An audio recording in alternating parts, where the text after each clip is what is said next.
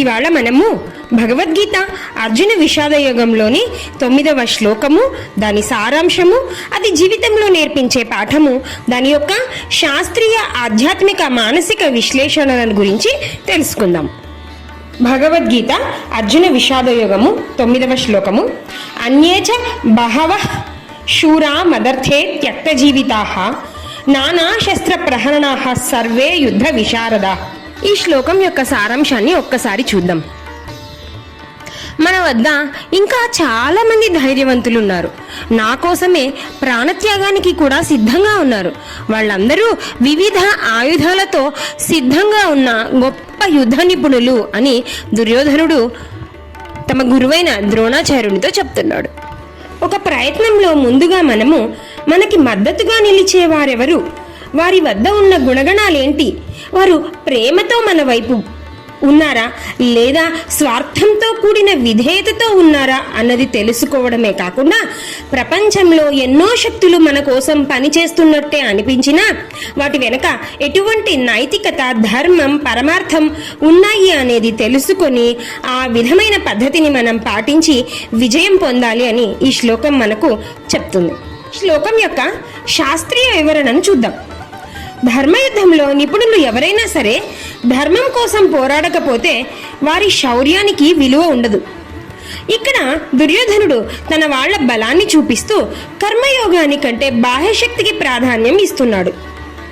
ఇది ఎంతవరకు మన విజయానికి తోడ్పడుతుంది అన్నది మనం తెలుసుకోవాలి. ఆధ్యాత్మికంగా ఈ శ్లోకం ఏం చెప్తుందో చూద్దాం. మన వెనక ఎన్ని శక్తులు ఉన్నా అంతర్గత ధర్మం లేకుంటే అది శౌర్యం లేని మృగరాజు లాంటిది. ఈ శ్లోకం ద్వారా మనం తెలుసుకోవాల్సింది, ప్రేమతో కూడిన సేవాభావం ఉన్న వ్యక్తులు మన జీవితంలో నిజమైన శక్తులు అని. తార్కికంగా ఆలోచించినప్పుడు యుద్ధ నిపుణులు ఎంత ఎక్కువ మంది ఉన్నారు అన్నది మన విజయాన్ని నిర్ణయించదు. మనం చెయ్యబోయే పనిలో ఉన్న నిబద్ధత, నైతికత, ధర్మ సిద్ధతే అసలైన విజయానికి బలం. ఇక్కడ మనం మన వద్ద ఉన్న వ్యక్తులు లేదా శక్తుల యొక్క నిపుణత, శూరత్వం, ధైర్యం, స్కిల్ గురించి మాట్లాడడంతో పాటు వారు అవలంబిస్తున్న సత్యం, ధర్మం, ఆత్మబలం, డెడికేషన్ ఇలాంటి విషయాలన్నీ చూసుకొని ముందుకు సాగినప్పుడు మనం కోరుకున్న విజయాన్ని మనం దక్కించుకోవచ్చు అని ఈ శ్లోకం చెప్తుంది. మనం ఈ శ్లోకాన్ని ఒక చిన్న కథ ద్వారా తెలుసుకుందాం. శ్రావ్య ఒక పల్లెటూరు అమ్మాయి. చదువు అంటే చాలా ఇష్టం, కానీ పరిస్థితులు అన్నీ వ్యతిరేకం. తన కోసమే కాదు, తన ఇలాంటి ఎంతో పేద పిల్లల కోసం తనేమన్నా చేయాలని కలగంది. బాగా చదివింది, ప్రభుత్వోద్యోగాన్ని పొందింది. దశాబ్ద కాలంగా ప్రభుత్వ పాఠశాలలో టీచర్గా పనిచేసింది. కానీ పాఠశాల పరిస్థితి దిగజారిపోయింది. పిల్లలకు ఆసక్తి లేని వాతావరణం, డ్యూటీకి రాని ఉద్యోగులు, తల్లిదండ్రుల నిర్లక్ష్యం. అప్పుడు శ్రావ్య ఒక నిర్ణయం తీసుకుంది. ఎలాగైనా సరే పిల్లల భవిష్యత్తును తీర్చిదిద్దాలని.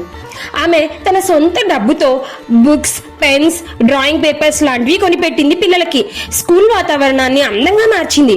పిల్లల మీద ప్రేమతో బోధించింది, ఆటలతో నేర్పించింది, వాళ్ళలో అర్థం చేసుకునే బుద్ధిని పెంపొందించింది. చివరికి ఆ పాఠశాల జిల్లాలో బెస్ట్ స్కూల్గా గుర్తింపు పొందింది. ఈ శ్లోకంలో మదర్థే త్యక్త జీవితాః, శ్రావ్య తన పిల్లల కోసం, తన విద్యార్థుల కోసం ఎంతో చేసింది. యుద్ధ విశారదాః, ఆమె చేతిలో ఆయుధాలు ఏం లేవు, కానీ ప్రేమ, కృషి, పట్టుదల అన్నీ ఆమె ఆయుధాలే. అది ఆమె యుద్ధం. దేనితో? వ్యవస్థతో, నిర్లక్ష్యంతో, సమాజపు నిరాశతో. మనం ఏం నేర్చుకోవాలి? మనకు ఎవరికైనా పెద్దవాళ్ళ మద్దతు లేకపోవచ్చు, అవకాశాలు తక్కువగా ఉండొచ్చు, కానీ నిజంగా మనం ఎవరి కోసం పోరాడుతామో, దేనికోసం పోరాడుతామో, మనస, వాచ, కర్మణ నిలబడతామో ఆ పద్ధతే, నిజమైన ధైర్యమే జీవితాన్ని మార్చగలదు. నేను మార్పుకు కారణం అవుతాను. నా చేతిలో ఉన్నది ఎంత చిన్న అవకాశమైనా దాని మీద నేను పెట్టుకున్న నా కర్తవ్యం చాలా గొప్పది అని శ్రావ్య చేసిన పని మనకు ఆదర్శం. శ్రావ్యన ఎవరైనా సరే వారి జీవితం మార్చుకోగలగాలి, ఇతరుల జీవితాన్ని కూడా మార్చగలగొచ్చు.